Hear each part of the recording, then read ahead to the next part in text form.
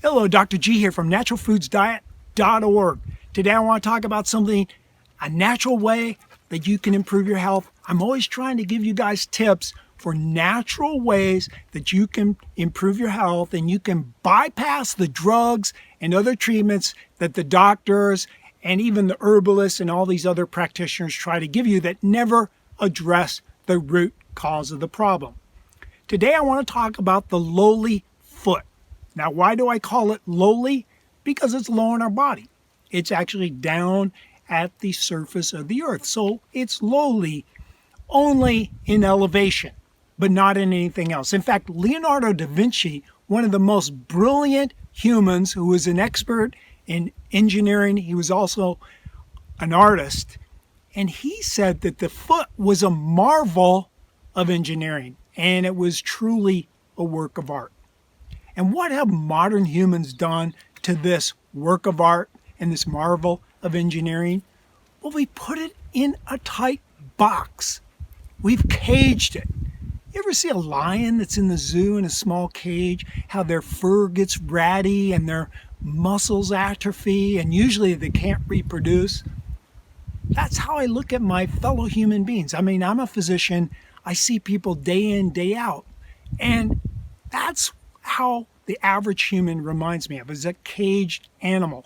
And particularly, our feet have been caged up in tight boxes. And on top of being in tight boxes, another thing humans typically do, especially women, is they put their foot at an extreme angle to the Earth's surface, a very unnatural angle. And this puts all kinds of abnormal pressures on the foot. So what happens if you box up a foot? Well, the intrinsic muscles in the foot will tend to atrophy, and the ligament and tendon connections will also tend to atrophy. And guess what? The foot is our shock absorber. So if you let the muscles and tendons and ligaments atrophy, you lose your shock absorption properties. Okay, you want to see the foot?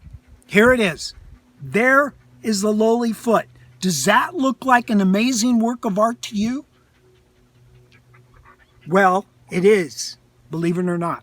Another aspect of going barefoot that you might not have considered is that the surface of the earth is covered with a negative charge, or electrons. And if we're barefoot on the ground, we'll actually absorb those electrons through the skin of our feet and up into our bodies. You say, well, Dr. G, so what? Well, guess what? We use electrons in a very special way.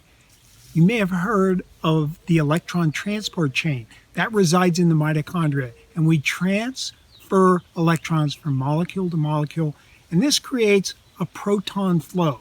And the proton flow creates energy that we use. Protons, however, have a positive charge, and if we have too many protons, then we tend to have too much positive charge, which is inflammatory. Have you ever heard of inflammation? Have you ever heard that inflammation seems to be the root cause of many diseases, especially the ones that are exploding, like cancer, Alzheimer's disease, and diabetes mellitus? Yes. So here's a simple, natural way to reduce inflammation. Just getting barefoot on the ground. It's very simple. But what have most modern humans done? They've disconnected completely. They never go without their shoes. And their shoes are made of synthetic materials that do not conduct electrons. Now, you could get some old-fashioned moccasins, and they do conduct some electrons. It's better to be barefoot, but moccasins would be okay, or some other conducting material. But unfortunately, almost all modern shoes are some kind of plastic or rubber, and they do not conduct electrons. Just imagine the multiple sensory inputs to the bottom of your feet when you're barefoot as compared to wearing shoes. Those piezoelectric and flexoelectric inputs to our tensegrity system impact epigenetics. That is, they have an effect on how your genes are expressed. And how genes are expressed is you. And if you, starting today, start changing the input to your tensegrity system, you have the power to change your body and prevent disease. All right, let's say you want to take me up on this. You want to start getting out in nature. You want to start building the strength of your feet up so they can absorb the shock like they're supposed to. And you want to go barefoot so you can enjoy the benefits of collecting electrons from Mother Earth. Well, my first recommendation is go in baby steps. The reason to go in baby steps, if you try too much too soon, like you say, oh, I'm going to run a 10K barefoot tomorrow, that's going to be too much. You have weakened intrinsic muscles in your feet, and they're not going to absorb shock that well. So you'll likely end up with a stress fracture or some other overuse injury.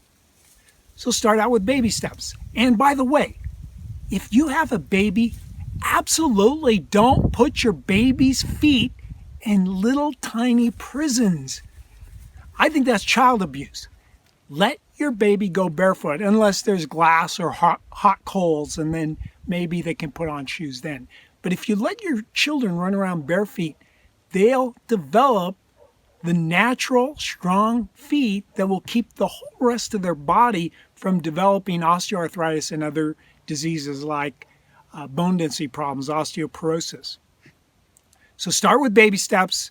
It might just be 20 yards your first day, and then gradually build up until you're going on rocky trails. If you want, you could build a little obstacle course in your backyard if you're afraid of glass or other foreign bodies that are possible. And yes, you do have to worry about such things. But get out there, don't hesitate, don't think that you're too old, don't think that you're too young, just get barefoot, starting off with baby steps, and you'll enjoy the health benefits. This is Dr. G. Thanks so much for watching.